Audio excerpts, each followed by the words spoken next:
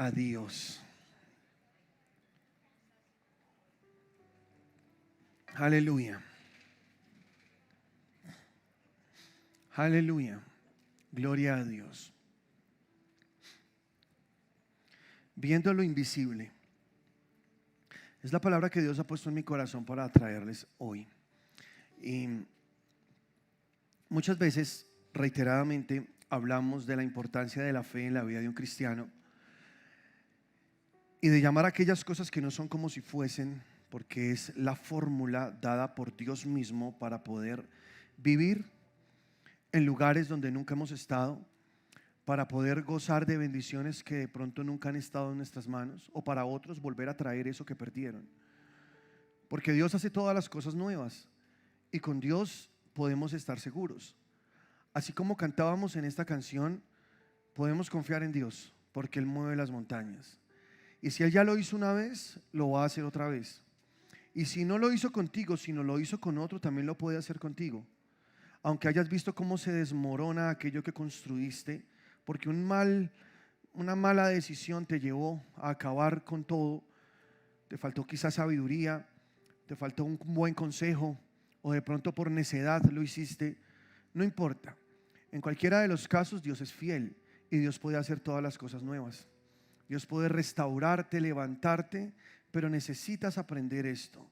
Quizá ya lo sabes y solo te lo recuerdo. Tienes que aprender a mirar con los ojos del Espíritu. Y mirar con los ojos del Espíritu es ver donde nadie más ve. Es ver algo que está ahí, aunque no sea visible a nuestros ojos naturales. Pero dice la palabra de Dios que todo lo que tú ves hoy fue creado de lo que no ves. Que todo lo visible fue hecho de lo invisible. Todo viene de allá.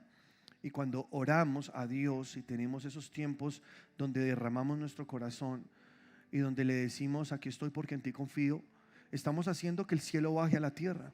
Jesús nos enseñó a orar y dentro de la oración incluyó dos aspectos importantes. Él dijo: que venga tu reino, y dijo: que se haga tu voluntad en la tierra así como es en el cielo. O sea que nuestra oración debería mantener o contener estos dos elementos. Siempre: Señor, que se haga aquí tu voluntad, la voluntad que tienes en el cielo. Igual que como funcionan las cosas allá arriba, quiero que funcionen aquí abajo. Pero quiero que en mi vida, mi mundo, el que está ahí, mi familia, mi entorno, sea un pedazo del cielo en la tierra. Eso es lo que yo quiero y creo que es lo que tú también quieres, ¿o no? Pero para ello debemos orar: que venga tu reino, que venga tu reino, porque tú no eres de este mundo, tú eres del reino de los cielos. Vives en este mundo, caminas en este mundo, pero eres un embajador en esta tierra, porque tu ciudadanía es de otro lugar. Acá eres un peregrino, todos lo somos, los que estamos en Dios. Y este mundo no es fácil para que nosotros podamos adaptarnos como si fuese parte de nuestra naturaleza, porque no lo es. Este es un mundo caído, lleno de maldiciones. Pero pertenecemos a un reino de luz, el reino del amado Hijo Jesucristo, donde cada día podemos disfrutar de todo lo que concierne a ese reino, vivir bajo las leyes de ese reino, ser bendecidos con las bendiciones de ese reino, ser bendecidos por nuestro Rey, el Rey de nuestro reino, que es Jesucristo, porque es a Él a quien le servimos. Pero es importante que nuestros ojos espirituales se abran en medio de una situación difícil, en medio de alguna cosa rara que esté pasando, que no era algo que esperábamos, pero llegó, como esas cosas que vienen de ipso facto, una enfermedad, un ataque, una crisis financiera, no sé. Pasan cosas en la vida porque la palabra lo explica. Nuestro adversario, el diablo, anda como león rugiente buscando a quien devorar. Y él puede devorar no a todos, solamente a aquellos que no usan su fe. ¿Por qué? La palabra dice que Satanás anda como león rugiente en primera carta de Pedro capítulo 5 versículo 8, y que tú necesitas resistirlo firme en la fe, entendiendo que son unos padecimientos similares en cada uno de los hermanos que tiene la misma fe. Entonces, yo no quiero que Satanás venga a dañar y a lograr sus objetivos conmigo. Yo necesito desarrollar mi fe. Y la fe es algo práctico, no es algo místico, como de pronto nos lo enseñaron, donde veíamos la fe como un círculo de reglas o de manías místicas o formas de hacer o de hablar en nuestra vida. No, precisamente la fe es algo práctico. La fe se ve en la alegría de una persona, por ejemplo. La fe se ve en las confesiones de una persona, lo que está hablando, ahí se ve la fe. La fe se ve en la vida de alabanza que lleva una persona. Yo puedo identificar la fe en alguien cuando esa persona es un adorador por naturaleza. Se disfruta los tiempos de alabanza, todo el tiempo de su boca salen palabras que exaltan el nombre de Dios. Ahí hay fe. Pero donde hay temor y donde hay palabras de derrota, ahí no hay fe.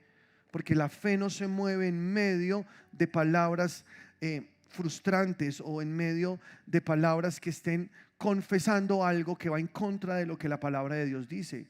Porque si yo conozco, y tú también la conoces, la voluntad de Dios, porque está aquí en la palabra, tú puedes saber muy fácilmente que la voluntad de Dios para ti es buena, es agradable, es perfecta. Y hay una historia que quiero recrearte un poco que está en Génesis capítulo 30 versículo 25. Si tú me acompañas allí y la leemos juntos. Si no trajiste tu Biblia, acá en las pantallas vamos a poder leer este pasaje. Pero antes me gustaría que hagamos una oración a Dios ahí donde estamos. No te muevas, simplemente si quieres levantar tus manos al Señor como esperando recibir algo de Él, dile: Señor, habla a mi corazón. Hoy soy buena tierra. Envía tu palabra, Señor, y siémbrala en mi espíritu. Sacude todo aquello, Señor, que se ha ensuciado, límpialo. Sana todo lo que esté herido en mí. Si hay algo dormido en mí que tú plantaste algún día, despiértalo. No quiero, Señor, quedarme quieto. Quiero moverme a lo que tú quieres que yo me mueva. Quiero, Señor, soñar y quiero alcanzar esos sueños. Quiero vivir de acuerdo a tu voluntad. Yo sé que siempre tus planes para mí son más grandes que los míos. Por eso confío en tu plan y creo que tu palabra hoy es depositada en mi corazón y tu palabra va a levantarme. Tu palabra va a elevar mi fe hoy, Señor. Tu palabra me va a hacer creer por cosas que de pronto dejé de creer. Tu palabra, Señor, me llevará a lugares donde tú quieres que yo esté. Y yo creo, Señor, que tu palabra cumple en mí todo el objeto por el cual tú la envías. Y esa palabra germina, crece, florece y lleva mucho fruto. Estoy dispuesto a recibirla hoy. En el nombre de Cristo Jesús. Amén y amén. Aleluya. Aconteció cuando Raquel hubo dado a luz a José, que Jacob dijo a Labán, envíame e iré a mi lugar y a mi tierra. Dame mis mujeres y mis hijos, por las cuales he servido contigo, y déjame ir, pues tú sabes los servicios que te he hecho. Y Labán le respondió: halle yo ahora gracia en tus ojos y quédate. He experimentado que Jehová me ha bendecido por tu causa. Y dijo: señálame tu salario y yo lo daré. Y quiero hacer una pausa acá para recrearte lo que está pasando. Yo no sé si tú conoces la historia, quizás sí. Aquí el personaje es Jacob. Jacob tenía un hermano, el cual le vendió la primogenitura por un plato de lentejas. ¿Cuántos conocen la historia? Sí. Entonces un día allí entre charlas llegó Esaú cansado de su casa, y entonces Jacob había preparado un guiso de lentejas y le dijo: dame lentejas. Y Jacob, que era bien astuto, le dijo: si tú me das tu primogenitura, porque él era el mayor, aunque eran del mismo parto, solo que él nació primero, le dijo: si tú me das tu primogenitura, yo te doy lentejas. Y el otro no valoró lo que tenía y le vendió su primogenitura. Luego, después del tiempo, Jacob era un hombre lampiño, Esaú era un hombre muy velludo, aunque eran del mismo parto, ¿no? Eran hermanos, pero uno salió lampiño y el otro bien peludo. Y el que debería por ley llevar la bendición era el mayor, ¿cierto? Esaú. Entonces, como ya le había vendido la primogenitura, él se presentó frente a su padre, usurpando el lugar de su hermano. Se puso una piel de un animal para simular que era un hombre velludo, y su papá, que ya estaba viejo y había perdido la visión, le dio la bendición, le tocó su olor a sangre, porque él era cazador, el hermano mayor, no el menor. Entonces, por alguna razón, él le dio la bendición al hijo pensando que sí era el mayor, y lo bendijo. Jacob ahora sale y llega su hijo, su hermano, para recibir la bendición de su padre, y se molesta muchísimo Esaú con Jacob porque la bendición se la había llevado el hijo. O sea, el papá había puesto las manos sobre él y había declarado bendición sobre su hijo, sobre Jacob. Y Esaú dijo, pero yo soy el mayor. No, pero es que tú me vendiste la primogenitura por un plato de lentejas. Se llenó de ira Esaú y quiso matar a su hermano. Entonces su hermano huyó a un lugar lejos de casa, escapando de su hermano porque su hermano estaba furioso. Y llegó y conoció a un hombre en cierto lugar que se llamaba Labán, discúlpenme. Y entonces estaba allí hablando con él y vio que una de sus hijas era muy hermosa. Y fue amor a primera vista. Dijo, esta es la que yo quiero para mí. Ella se llamaba Raquel. Entonces le dijo al hombre, dime qué debo hacer para que tú me la des como esposa. A lo que el hombre le dijo, pues trabaja para mí 7 años. Entonces hicieron ese trato y comenzó Jacob a trabajar para este hombre 7 años con tal de casarse con la hija de él, Raquel, porque le había gustado mucho. Le pareció muy linda, le pareció muy hermosa. Al pasar los 7 años, llegó el momento en el cual se acercó Jacob a su suegro Labán y le dijo, bueno, vengo a reclamar lo que es mío. Tú me dijiste que después de 7 años me la darías como esposa. Entonces él le dijo, está bien. Se casaron, pero por cosas de cultura la mujer cubría su rostro, se cubría completamente, y juntos esa noche consumaban el acto ahí en el matrimonio, y luego al despertar pues se presentaban a todas las personas, a todas las familias como el nuevo hogar, como la nueva familia. Más o menos así era la cultura. Pero vaya sorpresa, al otro día cuando despierta Jacob y ve la mujer que tiene a su lado con la que durmió esa noche, no era Raquel, era la hermana mayor. Y la hermana mayor se llamaba Lea, ¿sí? Pero Lea no era del gusto de Jacob. Y Jacob dijo, pero ¿por qué mi suegro me engañó así? Si yo trabajé 7 años por la bonita, no por la fea. Y el suegro le entrega a Lea, ¿sí? Pues dice la palabra que Lea no era como tan agraciada, ¿no? En cambio Raquel era muy linda. Hay una predicación muy chévere de Dante Gebel que habla de esto, que se llama Bailando con la más fea, creo que se llama así. Es muy chévere. Claro, cuando él ve a Raquel, a Lea a su lado, dice, ve, ¿qué pasó acá? Entonces se molestó mucho y fue donde su suegro y le dijo, ¿por qué me engañaste? Yo trabajé 7 años por Raquel y tú me diste a Lea. Entonces le dice su suegro, bueno, pues lo siento, las leyes son las leyes y yo no puedo darte la menor sin que la mayor se haya casado. Entonces hasta que no se case la mayor no se puede casar la menor, son nuestras leyes. Te tocó esa, confórmate. Y él dijo, uy, no, pero ya me tocó, no, y yo quiero la otra. Bueno, pues si la quieres, trabaja otros 7 años. Y entonces dice la palabra de Dios que ahora a Jacob le tocó trabajar otros 7 años para poder tener a Raquel, que era su sueño, como esposa. Y fueron otros 7 años, en total fueron 14 años que él trabajó. Y aquí hay varias cosas chéveres, poderosas para resaltar, que pueden ser aplicadas a nuestras vidas de una manera que Dios quiere seguramente. Y es que Jacob venía con la bendición de su padre. Y como él venía con la bendición de su padre, donde él estaba era bendición. Porque aquí la escritura dice que él fue, Labán, su suegro, fue muy bendecido por causa de Jacob. Desde que Jacob llegó a casa, todo comenzó a multiplicarse. Las ovejas estaban sanas y el ganado cada día se hacía más grande, y Labán notaba eso. Labán veía que este hombre tenía algo especial, que en sus manos todo se convertía en oro. Y eso es algo sencillo de explicar. Cuando nosotros tenemos la bendición de nuestro Padre, donde quiera que lleguemos somos bendición. ¿Tú lo sabías? Todo lo que tú tocas se convierte en oro. Tú eres bendición. La bendición va contigo. Y ese trabajo en el cual tú estás trabajando es bendecido porque tú estás ahí. Quizá tu suegro no sabe, perdón, tu jefe no sabe que eso es así y no lo reconoce. Y si un día tú te vas, él se dará cuenta que algo falta, que no es igual que antes, porque tú llevas bendición. Entonces entras a un restaurante que está vacío y luego de que tú te sientas y pides tu comida, el restaurante comienza a llenarse. ¿Te ha pasado eso alguna vez o no? ¿Por qué pasan esas cosas? Porque la bendición va contigo. Hace unos años vivíamos en el norte de Bogotá, en un barrio llamado Lijacá, e íbamos a comer en un lugar de comida rápida. Nos gustaba mucho comer allá. Y por las noches íbamos con mi esposa, a veces, no siempre. Pero llegábamos y el lugar estaba vacío. Y después de que nos sentábamos a comer, comenzaba a llegar gente y el lugar se llenaba. La señora de ese negocio se dio cuenta de lo que pasaba. Y un día que duramos un tiempo sin ir y volvimos, nos dijo, ¿por qué no han vuelto? Los he extrañado mucho. Nos sabe, muchas gracias, mira, Tan bonito eso, ¿no? Que lo extrañen a uno. Dijo, no, lo que pasa es que cuando ustedes vienen, yo vendo mucho. Por favor, no dejen de venir. Entonces, bueno, vamos a tratar de estar más seguido. No, miren, si quieren vengan y no les cobro, pero vengan a comer. En serio, eso nos pasó a nosotros. Esas cosas pasan. Y no solo nos pasa a nosotros, también les pasa a ustedes. Por una razón, ustedes tienen la bendición de su Padre.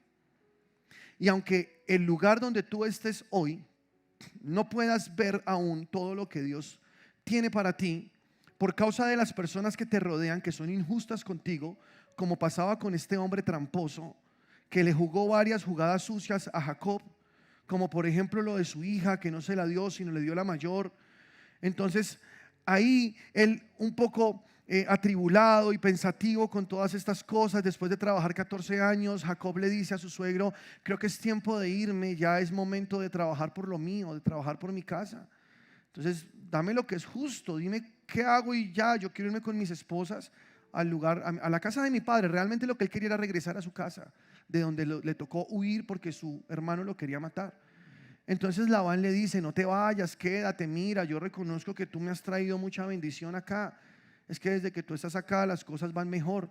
Y Jacob también se lo dice, él lo reconoce, desde que yo estoy acá y tú debes ser consciente, suegro, que la bendición te ha venido, pero ya es hora de trabajar por lo mío. Entonces aquí comienzan a hacer otra tregua y quiero que lo leas conmigo. Dice, y Labán le respondió, halle yo ahora gracia en tus ojos y quédate, he experimentado que Jehová me ha bendecido por tu causa. Y dijo, señálame tu salario y yo lo daré. Y él respondió, tú sabes cómo te he servido y cómo ha estado tu ganado conmigo, porque poco antes de mi venida tenías y ha crecido en gran número y Jehová te ha bendecido con mi llegada. Y ahora, ¿cuándo trabajaré también por mi casa? También por mi propia casa. Y él dijo, ¿qué te daré? Y respondió Jacob, no me des nada. Si hicieres por mí esto, volveré a apacentar tus ovejas. Yo pasaré hoy por todo el rebaño, poniendo aparte todas las ovejas manchadas y salpicadas de color, y todas las ovejas de color oscuro, y las manchadas y salpicadas de color entre las cabras, y esto será mi salario. Así responderá por mí mi honradez mañana, cuando venga a reconocer mi salario. Toda la que no fuere pintada ni manchada en las cabras y de color oscuro entre mis ovejas, se me ha de tener como de hurtado. Dijo entonces Labán, mira, sea como tú dices. Entonces, ¿qué fue lo que dijeron acá? Vamos a hacer acá un trato, ¿no? Entonces, te voy a liquidar, pues, por lo que tú has trabajado. Vamos a ver cuántas ovejas pintadas hay, las ponemos aparte, las manchaditas, y esas van a ser las tuyas, y las demás me las dejas a mí acá. Eso fue como lo que cuadraron con el suegro. Y quedaron de que ellos iban a revisar que todo estuviera así, y ese día iban a cambiar en un corral aparte todas esas ovejas que serían de alguna manera la indemnización de Jacob, ¿sí? Lo que él se llevaría. Y lo demás pues quedaría para para Labán, el suegro de él. Estoy confundiendo la historia con el suegro de Moisés. Pero para que queden acá y esas serán las mías. Más o menos eso fue. Pero mira lo que hizo esta belleza.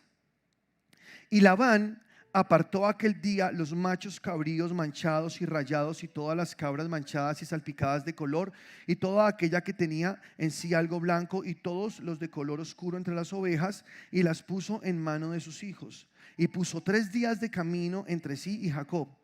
Y Jacob apacentaba las otras ovejas de Labán. Tomó luego Jacob varas verdes de álamo, de avellano y de castaño, y descortezó en ellas monduras blancas, descubriendo así lo blanco de las varas, y puso las varas que había mondado delante del ganado en los canales de los abrevaderos del agua donde venían a beber las ovejas, las cuales procreaban cuando venían a beber. Así concebían las ovejas delante de las varas y parían borregos lisados, pintados, salpicados de diversos colores. Y apartaba Jacob los corderos y ponía su propio rebaño los listados y todo lo que era oscuro y del hato de Labán, dice, del hato de Labán, y ponía su hato aparte y no lo ponía con las ovejas de Labán. Y sucedía que cuantas veces se hallaban en celo las ovejas más fuertes, Jacob ponía las varas delante de las ovejas en los abrevaderos para que concibiesen a la vista de las varas. Pero cuando venían las ovejas más débiles, no las ponía. Así eran las más débiles para Labán y las más fuertes para Jacob. Y se enriqueció el varón muchísimo y tuvo muchas ovejas y siervas y siervos y camellos y asnos. Amén. A ver, te explico mejor lo que pasó acá. Como Labán vio que el trato era que las ovejas pintadas, manchadas de color, de alguna diferencia, iban a ser de su yerno Jacob, entonces envió a sus hijos ese día para que las recogieran todas y se las llevaran 3 días de camino. Cosa que al otro día, cuando fuesen a repartir las riquezas, no encontraran ovejas pintadas para Jacob. O sea, este señor era bien tramposo, ¿sí o no? ¿Qué tal es? ¿Cuántos quieren un suegro así? Imagínense un suegro así, que quiera uno hacer la mala. Pues él llegó al otro día a Jacob y encontró que no estaban las ovejas manchadas. Y entonces Jacob hizo algo raro. ¿Qué hizo Jacob? Jacob fue y tomó unas varas y les quitó unas monduras, les hizo como quitando la corteza por partes para que se viese lo blanco de esas varas, y las puso en el abrevadero donde llegaban las ovejitas a parir y donde llegaban también a juntarse, a cruzarse los ovejitos con las ovejitas, ¿sí? Los cabros con las cabritas. Entonces él las ponía ahí, y cuando las ponía ahí, apenas ellos iban a cruzarse, el ovejo montaba a la oveja, entonces él ponía las varas. O cuando iban a parir las ovejas, entonces él ponía las varas. Y se veía que la oveja era gorda, que estaba bonita, que era bien chévere, entonces la ponía las varas. Y cuando las ovejitas eran así como feitas, flaquitas, como que no tenían buen futuro, entonces no le ponía las varas. Y nacían las ovejas más bonitas, pintadas, manchadas sobrenaturalmente. Nacían, y entonces él las ponía en su corral, porque ese era el trato que había hecho con su suegro. Aunque su suegro se la hubiese jugado mal, él comenzó a hacer esto. Imponía a un lado las gorditas, las bonitas, y todas las que nacían feitas las ponía en el corral de Labán. Y dice la palabra de Dios que así comenzó a enriquecerse Jacob. Él no estaba haciendo nada ilegal. Él estaba simplemente cumpliendo la tregua, el trato que habían hecho, y las cosas le salían. Y esto yo sé que suena raro, porque ¿qué poder tenían esas varas sobre él? ¿Por qué razón las varas ejercían algún tipo de poder que cambiaba la genética de las ovejas para que ellas nacieran pintadas cuando sus padres no eran pintados? Pero las varas estaban puestas ahí. Bueno, dice la palabra en Génesis capítulo 31, versículo 4, así: envió pues Jacob y llamó a Raquel y a Lea al campo donde estaban sus ovejas, y les dijo: veo que el semblante de vuestro padre no es para conmigo como era antes. Claro, el suegro de Jacob estaba muy molesto al ver que su yerno se estaba enriqueciendo y que él se estaba estancando, porque no estaban multiplicándose las ovejas como él quería, sino que estaban todas acomodadas a la manera que habían dicho que era para Jacob. Entonces Jacob habla con sus esposas y les dice: mi suegro está de un semblante como caído, está bravo conmigo. Dice: no está para conmigo como era antes, mas el Dios de mi padre ha estado conmigo. Y fíjate la explicación de Jacob: el Dios de mi padre ha estado conmigo. Aleluya. ¿Cuántos tienen la bendición del Padre? Y tu Padre bueno, que puso la bendición sobre tu vida, porque tú eres un hijo de Dios, heredero de Dios, coheredero con Cristo. El Señor puso una bendición sobre tu vida, y el Señor a ti te va a entregar estrategias que van a funcionar para que venga la bendición en tus manos, para que se multiplique la bendición. ¿Cuántos lo creen? Fue Dios mismo el que le dio esta fórmula a Jacob, la fórmula de la que les estoy hablando, la de las varas. Que yo sé, esto suena raro, y no es que esas varas tuviesen un poder mágico. Lo que pasa es que ahí había algo que Dios estaba trabajando con Jacob, y te lo voy a mostrar. Dice aquí la palabra de Dios: me ha cambiado el salario 10 veces el suegro, pero Dios no le ha permitido que me hiciese mal. Si él decía así: los pintados serán tu salario, entonces todas las ovejas parían pintadas. Y si decía así: los lisados serán tu salario, entonces todas las ovejas parían listados. Así quitó Dios el ganado de vuestro padre y me lo dio a mí. Y sucedió que al tiempo que las ovejas estaban en celo, alcé yo mis ojos. Mira qué fue lo que pasó aquí. Cuando las ovejas estaban en celo, cuando se iban a cruzar entre ellas, dice: alcé yo mis ojos y vi en sueños. Di conmigo: vi en sueños. Realmente el poder no estaba en las varas. Las varas hacían que él pudiera soñar, y el soñar abría un panorama que no tenía antes, que le permitía ver algo que no se veía naturalmente. Eso era lo que pasaba. Él dice: yo vi en sueños.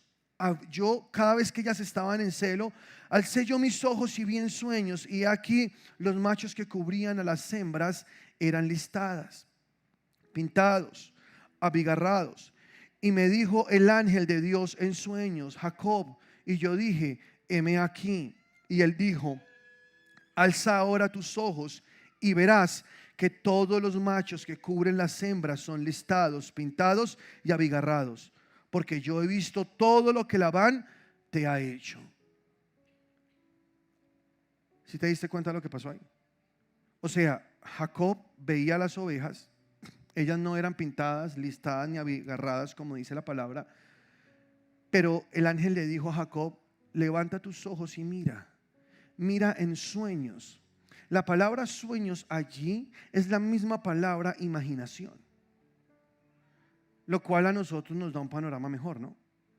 Como quien dice: mira esas ovejas que vienen a montar, esos ovejitos que vienen a montar las ovejas, e imagina que ellos son pintados, abigarrados.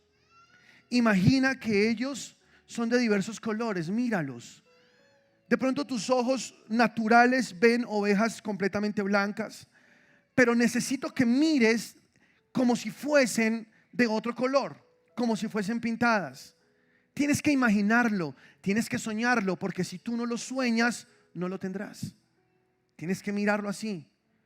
Para él seguramente era algo difícil, como lo es para nosotros ver algo bueno en medio de una situación mala, en medio de algo que no está bien, como Jacob, que le tocó vivir con la que no le gustaba 7 años y dormir con la feíta hasta que llegara la bonita. Y así es la vida muchas veces para nosotros. A veces tenemos que primero tener la fea para que luego venga la bonita. Primero tenemos que a veces pasar situaciones difíciles y esperar hasta que llegue la bonita. Sí, no mires a tu esposa, porque no estoy hablando de tu esposa. Estoy hablando de la situación que puede ser que estés viviendo, porque esa ya es la que te tocó hasta la muerte. Bueno, esa es la que vas a amar siempre. Pero quizá la situación que tú estés viviendo no es una situación bonita. De pronto es una situación que no quieres ver, que te gustaría que cambiara. Pero el Señor te dice: la bendición del Padre está contigo.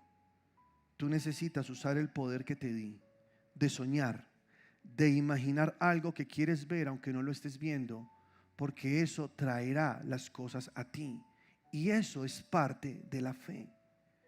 La imaginación es un poder muy grande que Dios nos dio, porque la mente trabaja sola y ella usa los elementos que tú has puesto en ella o que la vida puso ahí. Tienes recuerdos desde que eras niño. Eras un bebé y ya estaba en tu mente subconsciente escribiéndose algo.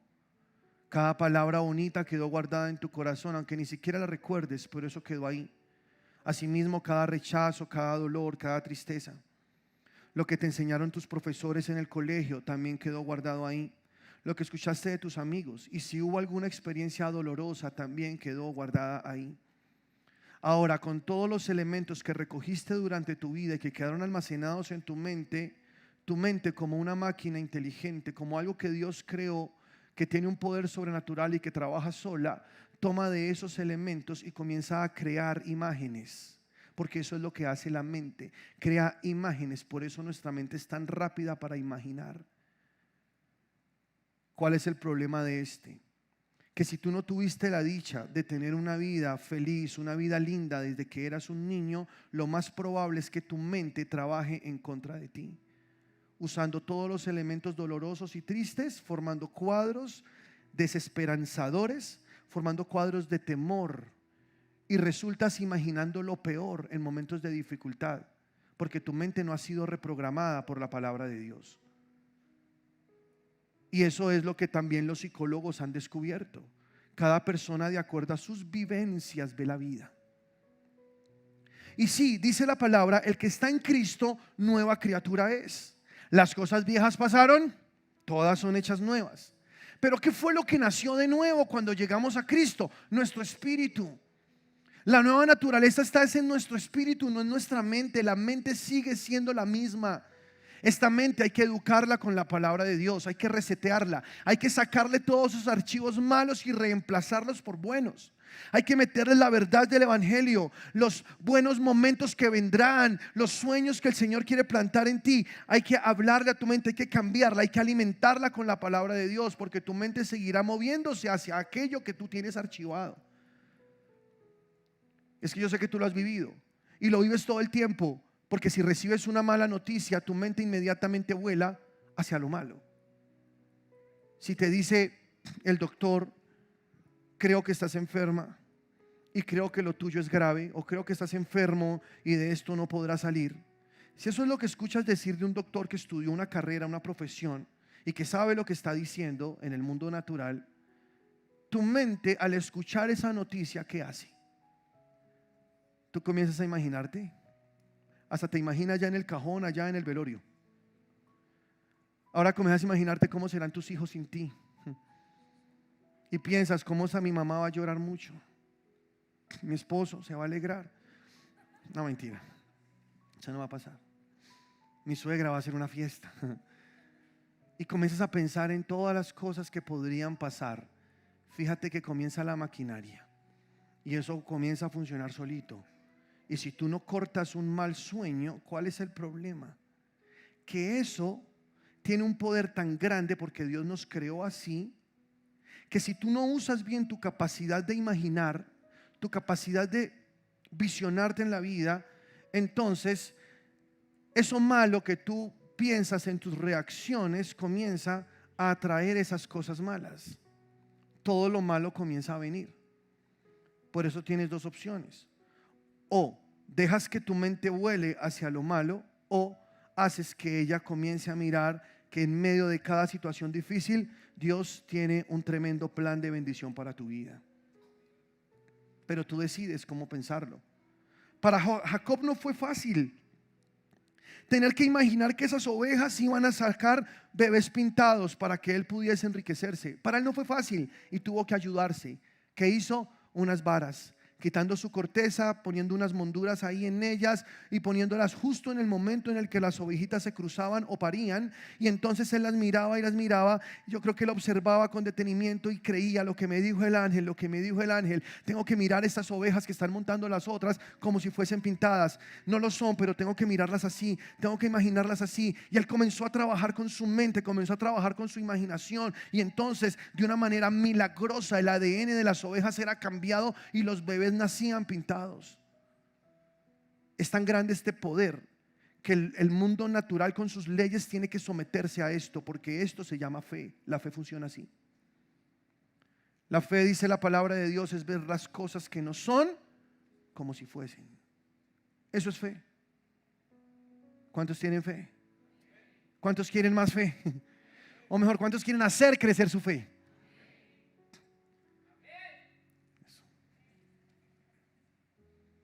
Muy bien, Osquitar, gracias. Tenemos que hacer crecer nuestra fe, y lo único que puede hacer crecer nuestra fe es la palabra de Dios. Es inyectarle pensamientos a nuestra mente que hablen acerca del Dios bueno, que tiene lo mejor para nosotros, y poder sacar de nuestra mente todos esos episodios tristes y todas esas cosas malas que nos marcaron al punto de llevarnos al temor. Porque el temor es lo contrario de la fe, y de eso lo hemos hablado aquí muchísimas veces. El temor es como una fe inversa. El temor es como algo que nos lleva hacia lo malo. Job, en el capítulo 3, versículo 25, dice: porque el temor que me espantaba me ha venido y me ha acontecido lo que yo temía. ¿Tú has leído el libro de Job? Pobre Job. Perdió su familia, perdió sus bienes y se enfermó. Y su enfermedad fue horrible. Tenía que rascarse con un tiesto porque era desesperante el dolor de esas llagas. Su mujer le dijo: maldice a Dios y muérete. Aún conservas tu integridad, Job. Maldice a Dios y muérete. Y el pobre Job se quedó allí en la soledad con unos amigos que lo único que hicieron fue criticarle y condenarle por todo lo que estaba pasando. Y ahí estaba Job. Pero es que Job, en este versículo, nos descubre qué fue lo que pasó, cuál fue el error de Job. Él dijo: el temor que me espantaba me ha venido y me ha acontecido lo que yo temía. O sea que el temor también creó un cuadro mental. Él se imaginaba cosas malas y por eso las cosas malas vinieron. Él tenía miedo de perderlo todo y por eso lo perdió todo. Él tenía miedo de que sus hijos fallaran y por eso sus hijos fallaron. Él tenía miedo de enfermarse y por eso se enfermó. Job es un cuadro muy claro de lo que tú no debes ser en la vida.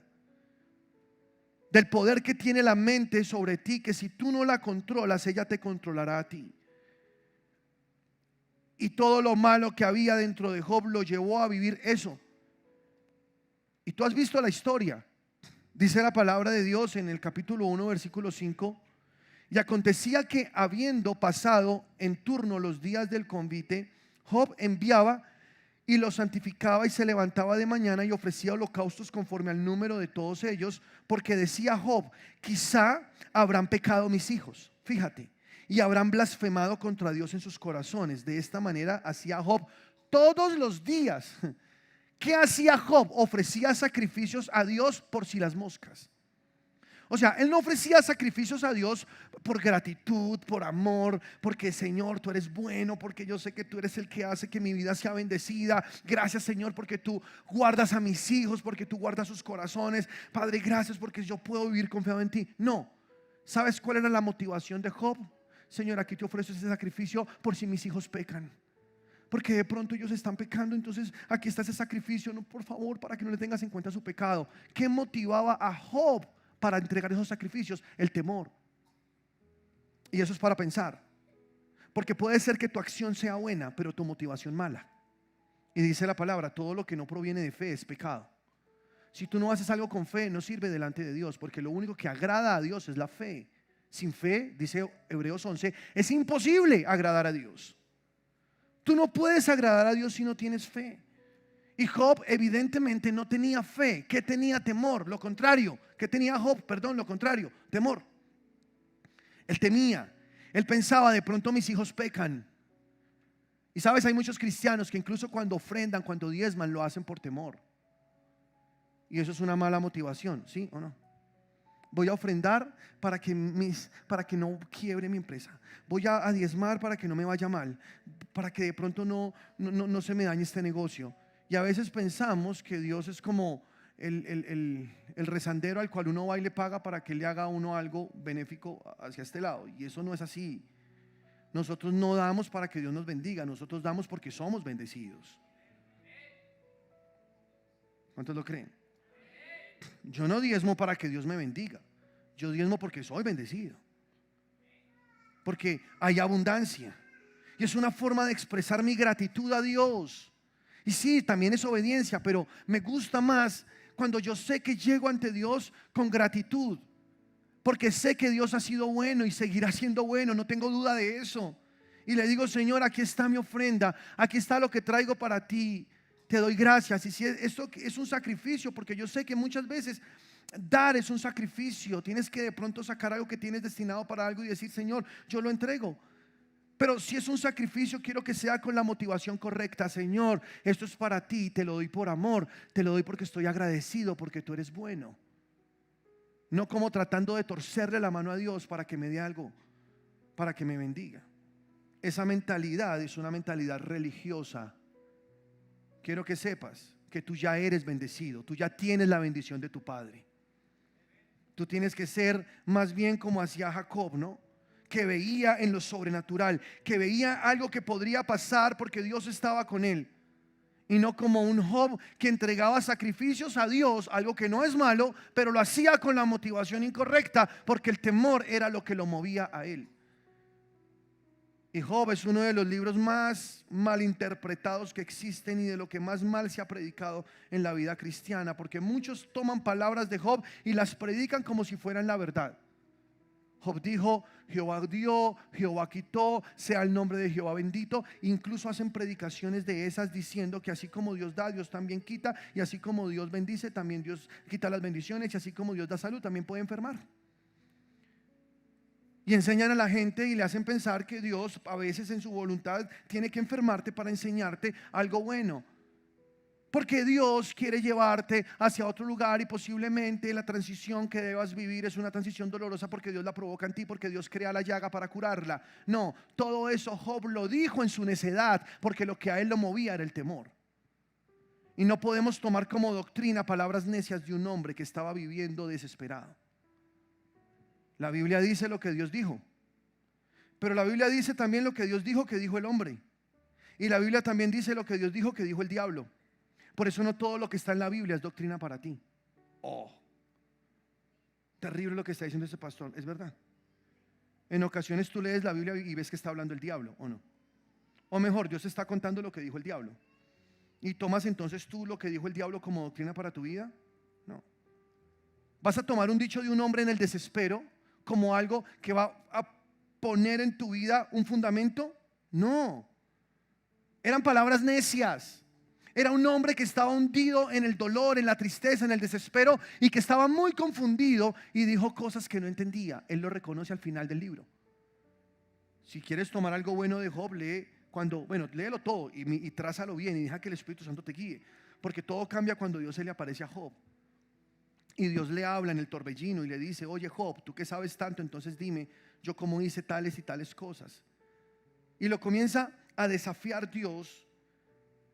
Y Job, que se creía tan inteligente, que dijo cosas tan necias. Por ejemplo, Job dijo: maldigo el día que nací. Te pregunto, ¿eso es bueno o es malo? O sea, ¿eso es de Dios? No. Es un hombre hundido en la depresión, en la tristeza. Ojalá mi mamá me hubiera abortado el día antes de nacer. Job dijo esas cosas tan horribles. O sea que yo debo tomar lo que dijo Job como doctrina para mi vida. No. Cuando Dios se le aparece a Job y tienen esta conversación, Job dice: reconozco que todo lo puedes y que no hay pensamiento que se esconda de ti. Le dice Job a Dios: yo hablaba lo que no entendía y de oídas te había oído, mas ahora mis ojos te ven. Por tanto me arrepiento en ceniza. Y dice la palabra: ahora yo te preguntaré y tú me enseñarás. Que Job le dice esto a Dios, porque Job se dio cuenta que la motivación de su vida no debería ser el temor. Él ahora conoce a un Dios bueno, un Dios que le devuelve el doble de lo que tenía antes, porque ese es el Dios en el que creemos. Que así haya sido por el temor, haya sido por lo que sea, Dios te va a devolver el doble. ¿Cuántos lo creen? Hay restitución para ti. Si es Dios el que te restituye, te paga el doble, aleluya. Así es con Dios y te hace crecer de ahí en adelante. Cuando el diablo te quita algo, dice la palabra en Proverbios que el ladrón tiene que pagar 7 veces lo que robó. Entonces, en medio de cualquier situación somos más que bendecidos. Y si estás viviendo con la fea en este momento, y si estás teniendo que aguantar ver a Lea ahí, no la desprecies, ella es una buena muchacha. Porque Lea a Jacob no le gustaba, ¿no? 7 años viviendo con ella y después vivió toda la vida con ella. Pero Lea tuvo un hijo que se llamó Judá.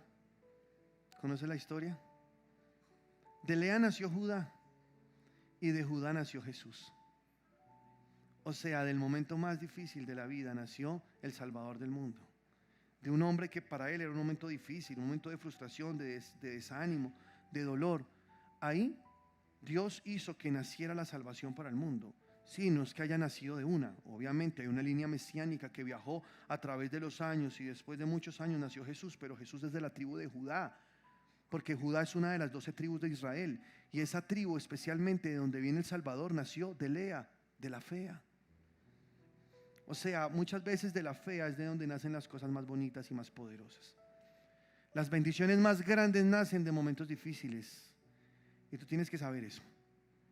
Cuando ves que todo se está perdiendo, cuando ves que todo se está acabando, es porque Dios está a punto de hacer uno de sus milagros creativos para ti.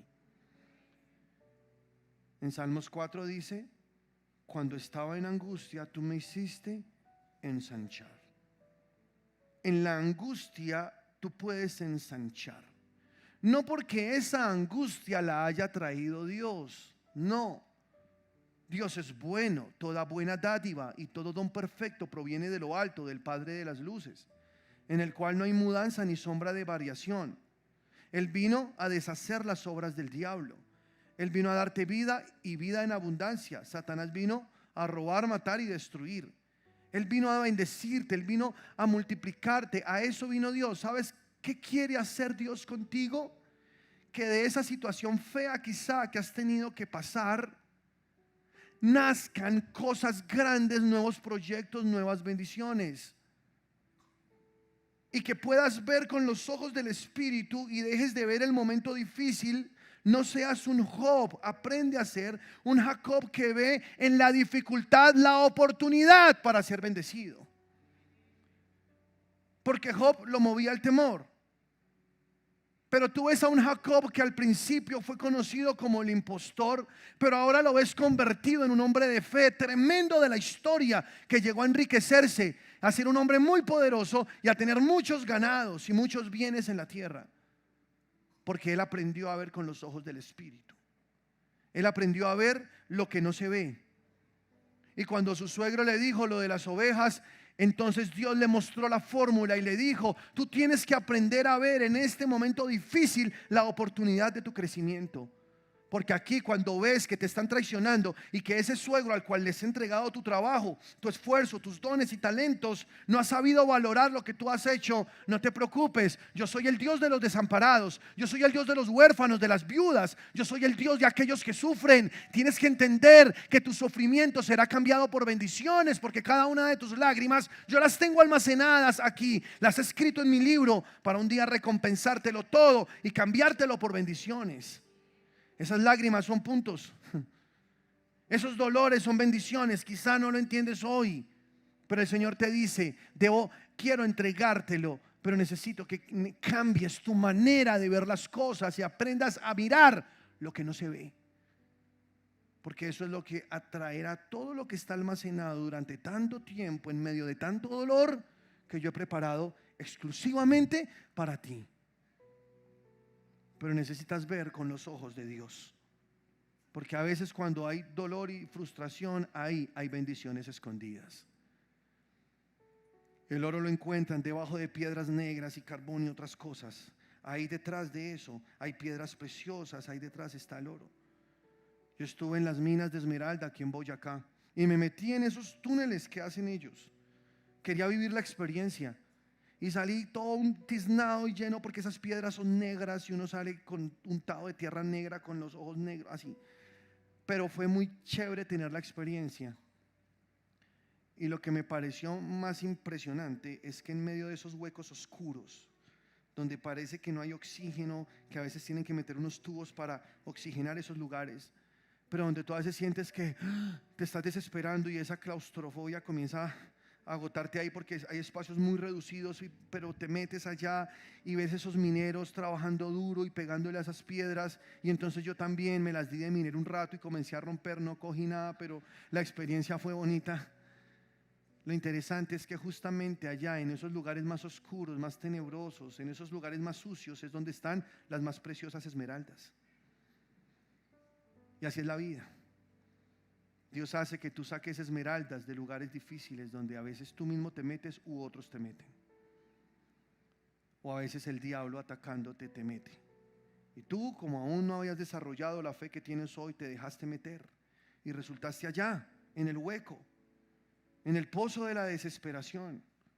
Pero dice el Salmo: pacientemente esperé al Señor y Él se inclinó a mí y oyó mi clamor y me hizo sacar del pozo de la desesperación, del lodo cenagoso, y puso mis pies sobre peña y enderezó mis pasos y puso luego en mi boca cántico nuevo de alabanzas a mi Dios. Muchos verán esto y se alegrarán. Muchos verán esto que Dios ha hecho conmigo y querrán conocer el Dios que yo tengo. Porque aquel que te vio derrotado y un día te vea bendecido, va a buscar lo que te cambió la vida a ti, y tú le presentarás a tu Salvador. Y tu vida se convertirá en un testimonio para aquellos que no creen. Porque cuando Dios hace que las bendiciones sean puestas en las manos de un hijo de Dios, los que no son hijos de Dios van a querer ser hijos de Dios. Somos cartas abiertas leídas por el mundo. Y dice ahí la palabra que Dios quitó de la mano de Labán sus ovejas y las puso en la mano de Jacob. Dios mismo le quitó las ovejas, y no es que Dios le estuviera robando a Labán. Lo único que estaba haciendo Dios era tomando lo que le correspondía a Jacob, porque Jacob había trabajado, porque Jacob había entregado su vida en eso. Y Dios dijo: si él no te lo quiere pagar, pues yo haré que te lo pague. Y se cumple la palabra que dice que el dinero de los impíos pasará a la mano de los justos. ¿Cuántos lo creen? Yo lo creo. Aleluya. Qué duro trabajo es para un impío. Qué duro trabajo es para un pecador amontonar riquezas. Él trabaja muy fuerte para ello, sin saber que lo está amontonando para el justo, para el Hijo de Dios, que luego vendrá y tomará en sus manos y lo invertirá como debe ser. Yo sé, da embarrada un poquito, pero ¿qué hacemos? Tenemos la bendición del Padre. Somos bendecidos por el Padre. Toda bendición espiritual, dice la palabra, en los lugares celestiales ya nos fue dada por su divino poder. O sea, ya tenemos espiritualmente todo. ¿Qué necesitamos ahora? Traer de lo espiritual a lo material todo lo que ya es nuestro. Porque Dios ya te entregó todo en un depósito, y ese depósito es espiritual. Lo que se ve es hecho de lo que no se ve. Y la fe es el único poder que transforma lo espiritual en material. Es lo único que puede hacer visible algo que está invisible, es la fe. Es el poder ver con los ojos de Dios y creer en eso que Dios me está diciendo, para que eso se materialice y poder tenerlo físicamente. Hay depósitos en el cielo llenos de todas las bendiciones que Dios ya dejó preparadas para ti, porque tú ya eres bendecido con toda bendición espiritual. Ahora solo necesitas traerlo para este lado. Solo necesitas hacer que ello venga acá y tú lo puedas disfrutar.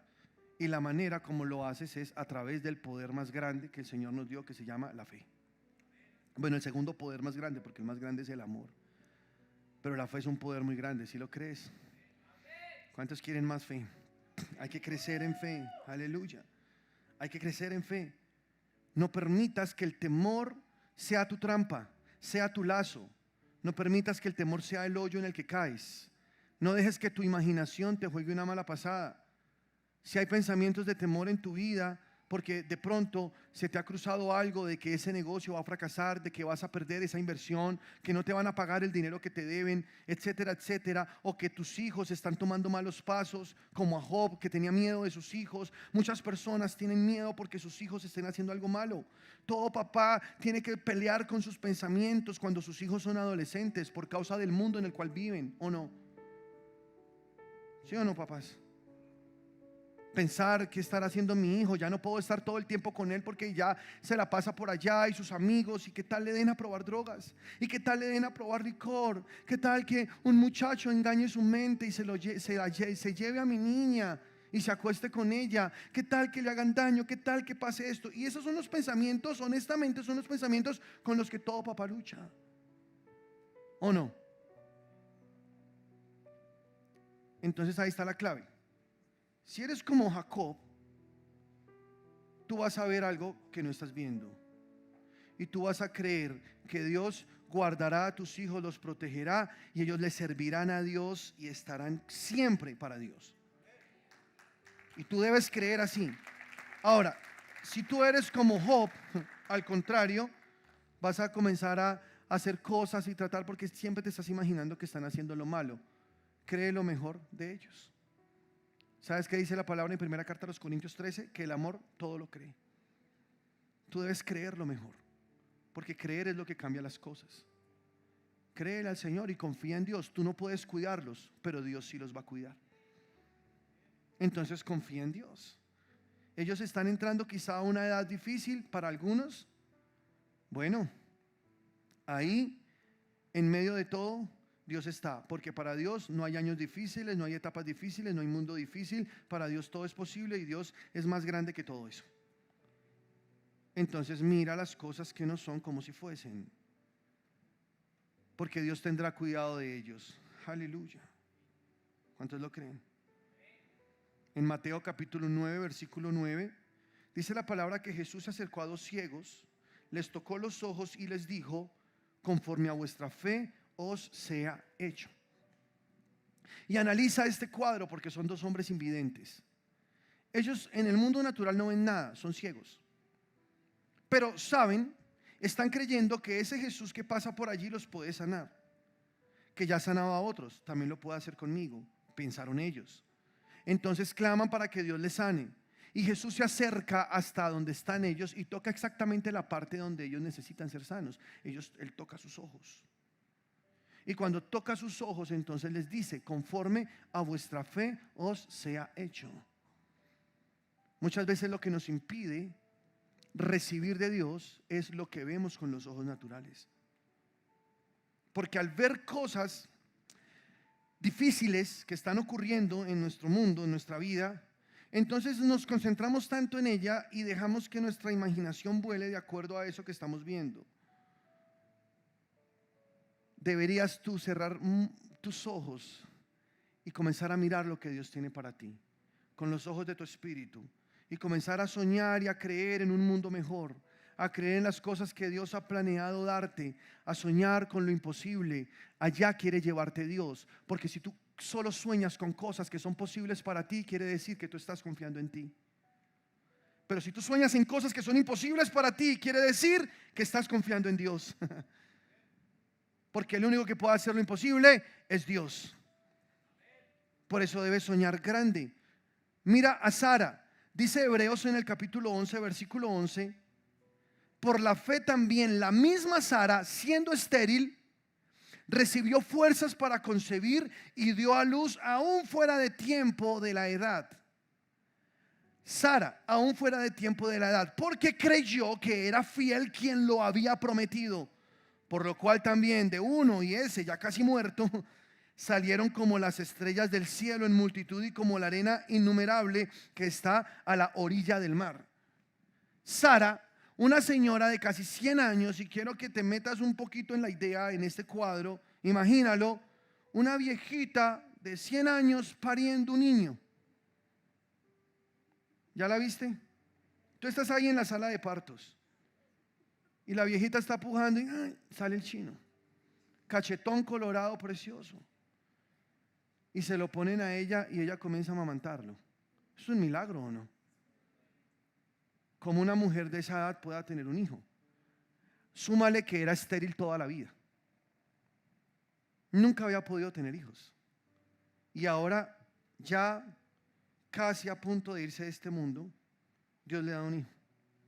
Pero no se fue del mundo rápido, Dios le dio larga vida para que disfrutara y viera a su chino crecer. Pero hay algo en este versículo que me gusta tanto. Dice la palabra en el versículo 11, otra vez ponme el 11 por favor. Dice: por la fe la misma Sara, siendo estéril, recibió fuerza. Di conmigo: recibió fuerza. Aleluya. Dios puede multiplicar tus fuerzas para que mientras vives con la fea puedas tener fuerza hasta que llegue la bonita. Amén. Hablando de la situación, ¿no? Para que mientras estás viviendo esa situación fea, esa situación difícil, tengas la fuerza que necesitas y entonces llegue eso que estás soñando. Pero mira que hay algo más. Dice: recibió fuerzas para concebir y dio a luz aún fuera del tiempo de la edad. Aún fuera del tiempo de la edad. Aún fuera del tiempo de la edad. O sea que lo que Dios nos está diciendo hoy es que en Dios no importa la edad, no importa el tiempo, no hay sueños muertos para Dios. Mientras haya vida, hay esperanza. Y si ya te pasaste de la edad que supuestamente es productiva para ser bendecido, para poner un negocio, para soñar con esa empresa, para hacer realidad ese sueño que tuviste desde años atrás, quiero que sepas que para Dios no existe un límite, para Dios no existe una edad. Dios puede hacer que tú fructifiques en tu vejez. Y si tú tienes 80, 90, 100, 110, 120, no sé si alguien aquí hay de 130 o algo así, no, pero si tú tienes una edad avanzada, tú puedes seguir soñando, porque mientras estés en este mundo cuentas con el mismo Dios que tienen los jóvenes. Pero hay algo que me entristece mucho y es ver jóvenes que no sueñan. Eso sí es triste. ¿Tú has visto jóvenes sin esperanzas, sin sueños, sin ilusiones, sin proyectos? Uno les dice: ¿y tú qué quieres hacer? No, pues no sé. Pero ¿cómo no sabes? No sé. Estoy mirando, bueno, no sé. me gusta la veterinaria, pero también me gusta la arquitectura, pero también me gusta esto y la verdad no sé. Porque no hay una visión en la vida de ellos. Porque ellos no pueden proyectarse si están en el tiempo perfecto para comenzar algo o no. Donde está toda la energía, toda la lucidez. No es que no se pueda después de cierta edad, sí se puede, pero yo sé que es más fácil cuando están todos estos elementos o no. Y no podemos permitir que el enemigo se robe nuestros sueños. Porque soñar es una capacidad que Dios nos dio para atraer las cosas que no vemos. El ver, el imaginarlo, hace que esas cosas lleguen. Y si tú fracasaste en algo, ese no es el fin, porque Dios nunca ha perdido una batalla. Quizá la perdiste tú, pero si estás con Dios, la próxima la ganarás. Y si estás con Dios, en la próxima te levantarás. Y Él no dejará para siempre caído al justo. Eso dice la Escritura y yo lo creo. Y Dios hará que todo eso se realice. Y si Dios tiene que acelerar los tiempos, lo hará. Porque es un milagro que una anciana tenga un bebé. Es un milagro. Y también un milagro que ese bebé sea de Abraham, que era mayor que ella, ¿no? Imagínate cuando Dios le da la promesa a Abraham y le dice, vamos, tú vas a tener un hijo. Y pasan los años y no se cumple. Pero él sigue trabajando. Él sigue creyendo porque la fe sin obras es muerta. Tenía que obrar en fe, ¿sí o no? Y entonces ya más de 100 años este pobre viejito y sigue creyendo en la promesa. Y decía, Señor, en tu nombre me tomo este jugo de borojó y iba. Y Dios le daba la fuerza. Y en tu nombre, Señor, y él estaba mentalizado porque él sabía que podía. No porque él fuera el capaz, sino porque Dios era quien lo había hablado. Y ese cuando Dios habla tenemos la certeza de que eso va a pasar en el nombre de Jesús. Porque Dios jamás miente. Dice en Romanos capítulo 4 versículo 17, como está escrito, te he puesto por padre de muchas gentes delante de Dios a quien creyó, el cual da vida a los muertos y llama las cosas que no son como si fuesen. Aleluya. Y en el capítulo 11 versículo 18 dice, hablando también de Abraham, habiéndose dicho en Isaac te será llamada descendencia, pensando que Dios es poderoso para levantar aún de entre los muertos, de donde en sentido figurado también le volvió a recibir. Porque Abraham creyó a Dios y Dios les dio ese bebé. Y nació ese niño, Isaac, y ellos lo vieron crecer. Y ellos, aunque ya estaban viejos, Dios les dio vida para que disfrutaran ese muchacho. Pero cuando ese muchacho ya estaba volantoncito, ya estaba más grandecito, un día Dios le dijo, quiero que lo entregues en sacrificio. Y Abraham dijo, pero Dios, si es donde está la promesa, si se supone de Isaac nacerá la generación que tú me dijiste que vería. Y Dios le dijo, quiero que lo lleves al sacrificio. 3 días de camino en la montaña que yo te diga, ahí pondrás un altar y en el altar lo sacrificarás para mí. Y Abraham, Dios mío, cogió al chino y le dijo, vamos para la montaña, vamos a ofrecerle una ofrenda a Dios. Y el niño, claro papá, vamos. Y le dijo el papá, necesito que cargues tú, no tu propia leña, sino quiero que cargues tú la leña. Y el niño cargaba la leña y no sabía lo que iban a hacer. Y este muchacho iba allí hacia el lugar donde sería su muerte. Y él 3 días de camino en su corazón sufriendo, sabiendo que tenía que matar al niño por medio del cual Dios le prometió descendencia. Y sé que esto suena cruel, suena duro y no parece que un Dios como el que creemos y amamos le pida a un hombre que haga algo así. Pero el corazón de Dios siempre es bueno, porque después cuando llega al lugar y cuando ya Abraham estaba a punto de clavar el cuchillo, aparece un ángel y le dice, hey, detente, no lo hagas, no lo hagas, porque eres un hombre obediente, porque has demostrado que Dios es más grande y que tú amas más al Dios que al sueño que te dio Dios, que pones primero a Dios. Y cuando dice aquí la palabra que Abraham tenía fe, porque sabía que aún de los muertos podría levantar a Isaac, o sea, él no se rehusó a obedecer a Dios, porque él sabía que al clavar ese cuchillo en su hijo no estaría matando un sueño, simplemente estaría matando a su hijo. Porque él sabía que no podía matar la palabra y la promesa de Dios, porque Dios es inmutable, Dios nunca miente, es el mismo eternamente.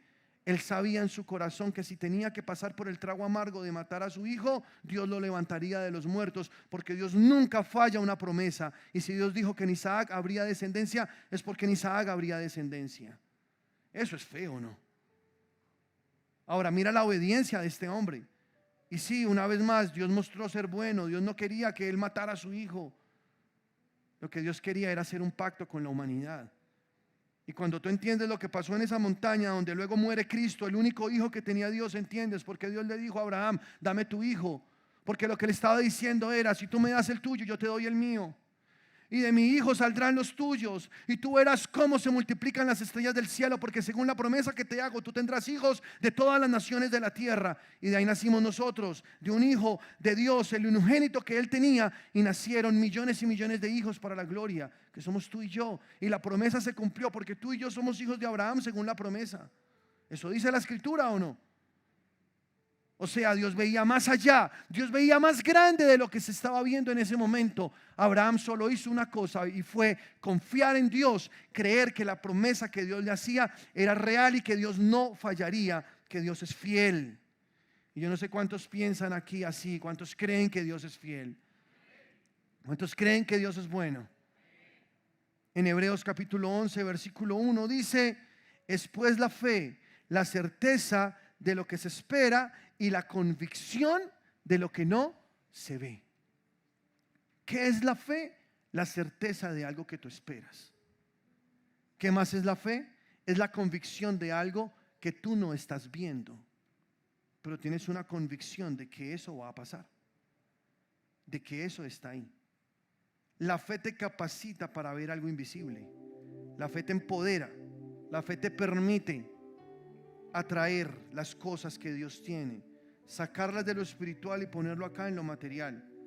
Entonces lo que tú necesitas es que tu fe crezca, ¿o no? Porque si la fe es lo que hace que eso pase, entonces necesitamos es fe. Yo no te soluciono la vida entregándote la plata que te hace falta para tu negocio, pero si puedo sembrar una semilla de fe en tu corazón esta mañana, esa fe te llevará a que tengas el dinero que te falta para ese negocio. Si puedo sembrar una semilla de fe en tu corazón que crecerá, entonces tú podrás ver tus sueños hechos realidad. Porque lo único que estoy haciendo hoy como pastor es enseñándote a ver en el mundo invisible. Es ver las cosas que no son como si fuesen, es llamarlas, es tener la certeza de algo que estás esperando. No lo tienes aún físicamente en tus manos, aún no está tangible allí, pero la fe te da la certeza de que eso llegará a tus manos. Ese mismo versículo en la Nueva Traducción Viviente dice: la fe es la confianza de que en verdad sucederá lo que esperamos. Aleluya. La fe es la confianza de que en verdad sucederá lo que esperamos. Es lo que nos da la certeza de las cosas que no podemos ver. ¿Qué es la fe? Es lo que me da la certeza de las cosas que no puedo ver. Repítelo conmigo, di así: la fe es la certeza. No, otra vez. La fe es lo que me da la certeza de las cosas que no puedo ver. ¿Cómo te parece?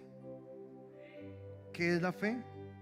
Es lo que te da la certeza de las cosas que tú no puedes ver. Hay muchas cosas ahí que tú no puedes ver, pero son tuyas. Y para verlas necesitas fe. Que tu fe crezca. Verás en ese mundo donde no ven los hombres normales, solo los hijos de Dios, los que tienen la bendición del Padre, los que fructifican en las tierras donde otros les quieren oprimir, los que pueden ser benditos y sobresalir en medio de otros que han perdido toda ilusión. Es la fe lo que te levantará tu capacidad de soñar, de imaginar las cosas buenas que Dios tiene, sin importar la edad que tengas, porque Dios puede hacer fuera de los tiempos de la edad milagros asombrosos. Es la certeza, es lo que te da la certeza de las cosas que no puedes ver. En la traducción del lenguaje actual, el mismo versículo dice: confiar en Dios es estar totalmente seguro de que uno va a recibir lo que espera. Es estar convencido de algo que existe aun cuando no se puede ver. es estar completamente convencido de algo que existe, aunque aún no lo puedo ver. Qué poderoso, ¿no crees? Es poder estar convencido. La fe te convence. La fe hace que tú veas allí. La fe, dice Romanos 10:17, dice: la fe viene por el oír la palabra del Señor. Hoy sé que has crecido algo en fe, porque lo que te prediqué es la palabra del Señor. Entonces tú dile: Señor, voy a creer en ti, voy a confiar en ti. En Salmos, y quiero terminar con este texto, por favor, ¿qué tal si te pones sobre tus pies un momento, ahí donde estás? Capítulo 37, versículo 4. Salmos 37, 4 dice la palabra: deleítate a sí mismo en Jehová, y Él te concederá las peticiones de tu corazón. Encomienda al Señor tu camino y confía en Él, y Él hará. ¿Tú quieres que te salga ese negocio? Entonces encomienda al Señor ese camino. No lo hagas en tu propia prudencia, sabiduría. No confíes 100% en tus cálculos. Haz los cálculos, claro, pero no confíes 100% en ellos. No confíes más en la habilidad que Dios te dio a ti que en el Dios que te dio esa habilidad. Encomienda al Señor esos caminos. Dile: Señor, mira, tengo este proyecto, este sueño lo tengo, y me sostendré como viendo al invisible. Y si tengo que hacer varas, las pondré para mirarlas y estimular mi fe, para creer, Señor, que eso que no veo hoy lo veré, porque sé que tú eres poderoso para hacer que eso llegue. Hoy, Señor, pongo todo a tus pies, lo rindo y dejo que tú lo hagas. Deleítate a sí mismo en el Señor, dice el versículo, y Él concederá las peticiones de tu corazón. Sueña grande, porque tú tienes un Dios grande. No te conformes con pequeñeces, porque Dios tiene cosas grandes para ti. ¿Alguien lo cree?